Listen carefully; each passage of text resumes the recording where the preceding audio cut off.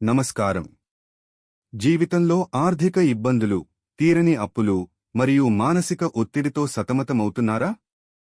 అయితే ఈ రుణ విమోచన గణేశ స్తోత్రం మీకోసమే.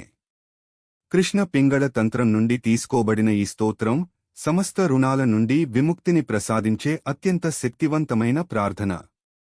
ఈ రోజు ఈ 10 నిమిషాల పారాయణంలో మనం ఈ స్తోత్రాన్ని భక్తితో విందాం లేదా పఠిద్దాం. ప్రారంభించే ముందు ఒక చిన్న లైక్ చేసి మా ఛానల్ని సబ్స్క్రైబ్ చేసుకోండి. స్మరామి దేవదేవేశం వక్రతుండం మహాబలం షడక్షరం కృపాసింధుం నమామి రుణముక్తయే. ఏకాక్షరం ఏకదంతం ఏకం బ్రహ్మ సనాతనం ఏకమేవాద్వితీయం చ నమామి రుణముక్తయే. మహాగణపతిం దేవం మహాసత్వం మహాబలం మహావిఘ్నహరం శంభోః నమామి రుణముక్తయే. కృష్ణాంబరం కృష్ణవర్ణం కృష్ణగంధానులేపనం కృష్ణసర్పోపవీతం చ నమామి రుణముక్తయే. రక్తాంబరం రక్తవర్ణం రక్తగంధానులేపనం రక్తపుష్పప్రియం దేవం నమామి రుణముక్తయే. పీతాంబరం పీతవర్ణం పీతగంధానులేపనం పీతపుష్పప్రియం దేవం నమామి రుణముక్తయే. ధూమ్రాంబరం ధూమ్రవర్ణం ధూమ్రగంధానులేపనం హోమధూమప్రియం దేవం నమామి రుణముక్తయే. ఫాలనేత్రం ఫాలచంద్రం పాశాంకుశధరం విభుం చామరాలంకృతం దేవం నమామి రుణముక్తయే. ఇదం రుణహరం స్తోత్రం సంధ్యాయాం యః పఠేన్నరః షణ్మాసాభ్యంతరేణైవ రుణముక్తో భవిష్యతి. ఇతి రుణవిమోచన మహాగణపతి స్తోత్రం. స్మరామి దేవదేవేశం వక్రతుండం మహాబలం షడక్షరం కృపాసింధుం నమామి రుణముక్తయే.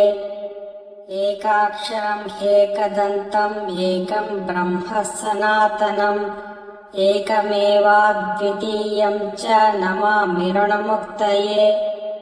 మహాగణపతిం దేవం మహాసత్వం మహాబలం మహావిఘ్నహరం శంభోః నమామి రుణముక్తయే. కృష్ణాంబరం కృష్ణవర్ణం కృష్ణగంధానులేపనం కృష్ణసర్పోపవీతం చ నమామి రుణముక్తయే. రక్తాంబరం రక్తవర్ణం రక్తగంధానులేపనం రక్తపుష్పప్రియం దేవం నమామి రుణముక్తయే. పీతాంబరం పీతవర్ణం పీతగంధానులేపనం పీతపుష్పప్రియం దేవం నమామి రుణముక్తయే.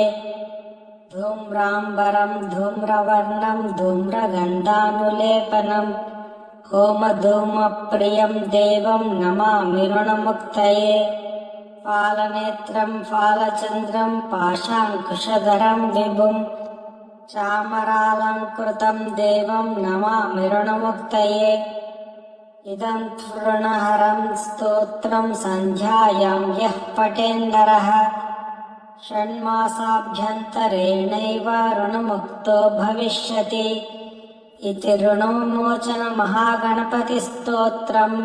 స్మరామి దేవదేవేశం వక్రతుండం మహాబలం షడక్షరం కృపాసింధుం నమామి రుణముక్తయే.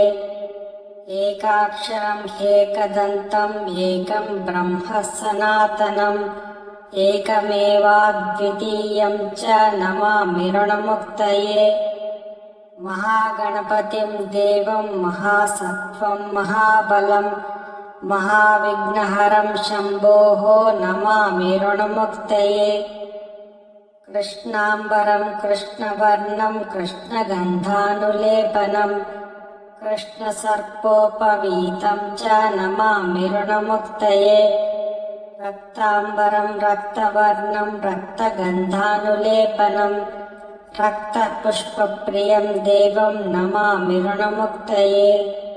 పీతాంబరం పీతవర్ణం పీతగంధానులేపనం పీతపుష్పప్రియం దేవం నమామి రుణముక్తయే ధూమ్రాంబరం ధూమ్రవర్ణం ధూమ్రగంధానులేపనం హోమధూమప్రియం దేవం నమామి రుణముక్తయే ఫాలనేత్రం ఫాలచంద్రం పాశాంకుశధరం విభుం చామరాలంకృతం దేవం నమామి రుణముక్తయే ఇదం తృణహరం స్తోత్రం సంధ్యాయాం యః పఠేన్నరః షణ్మాసాభ్యంతరేణైవ రుణముక్తో భవిష్యతి ఇది రుణవిమోచన మహాగణపతి స్తోత్రం.